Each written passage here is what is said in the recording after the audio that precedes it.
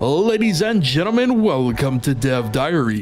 The Backrooms, what started as a creepy little thing on the internet about liminal spaces, is now arguably the most popular thing going for horror right now. And thanks to the likes of YouTube creator King Pixels, it seems like everyone wants into the Backrooms. Personally, I dig the aesthetic, and as if being stalked weren't scary enough, putting it in a liminal nightmare sounds like, actual hell. So, with it being October and all, let's get into the spooky spirit with our own little Backrooms project. Let's start with the world itself.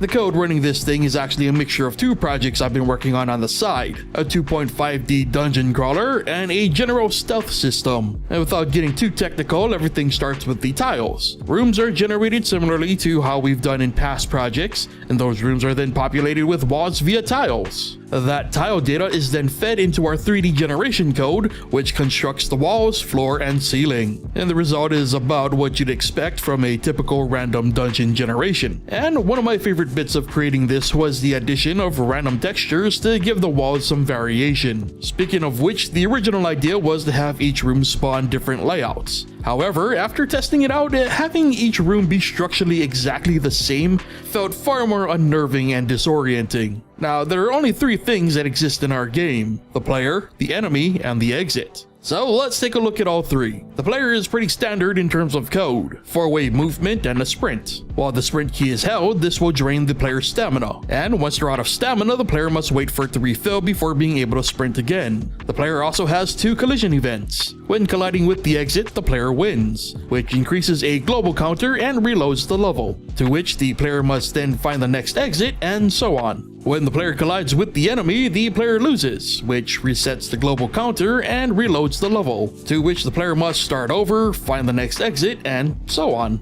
And speaking of enemy, its code is far more complicated. Now, it uses a simplified / early version of enemy vision from a stealth system I've been working on. Its vision is based on two measurements done in the direction that it's facing. First, a check for the nearest wall, and then the player's position. If the player is closer, or there is no wall between the enemy and player, then the enemy will enter their chase state. During this chase state, the enemy's movement speed is increased, and using GameMaker's pathfinding will constantly move towards the player's position. And while in this state, the enemy will constantly check for the player as a cooldown timer runs. Now, this cooldown is reset if the player is spotted. However, if the player manages to get far enough away from the enemy, the cooldown will eventually time out and send it back into patrol mode. And that's about all I was able to get done in this session. Now, what's interesting about this project was the original concept was meant to be built around sound. With the player having to use their ears rather than their eyes to determine where the enemy was at any given time. However, I couldn't get the 3D audio to work right, which ended up taking up more than half the time I had to put this thing together. So to compromise, the enemy was simplified for the sake of balance. So instead of patrolling room to room, the enemy just kind of plots around whatever room it's currently in. The enemy's vision was also reduced to where it's almost completely blind. But if the enemy does spot the player, it is relentless in its chase. And mixed with a very meager stamina meter for the player really makes avoidance the best case scenario. Personally, I think it ended up improving the pace of the experience